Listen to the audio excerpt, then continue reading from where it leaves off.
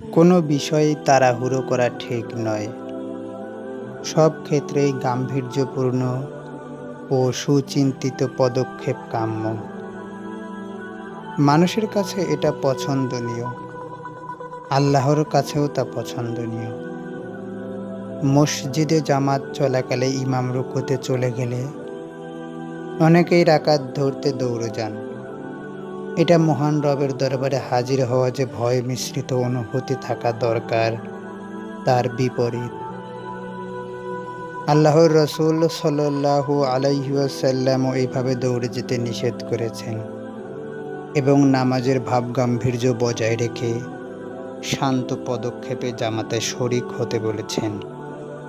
হযরত আবু হুরায়রা রাদিয়াল্লাহু তাআলা আনহু থেকে বর্ণিত, তিনি বলেন, আমি আল্লাহর রাসূল সাল্লাল্লাহু আলাইহি ওয়াসাল্লামকে বলতে শুনেছি, যখন নামাজের জন্য ইকামত দেওয়া হয় তখন তোমরা দৌড়ে আসবে না, বরং তোমরা গাম্ভীর্য সহকারে স্বাভাবিকভাবে হেঁটে আসবে। তারপর যতটুকু নামাজে ইমামের সঙ্গে পাবে পড়ে নেবে, আর যতটুকু ছুটে যাবে সালাম না ফিরিয়ে দাঁড়িয়ে নিজে পূর্ণ করে নেবে।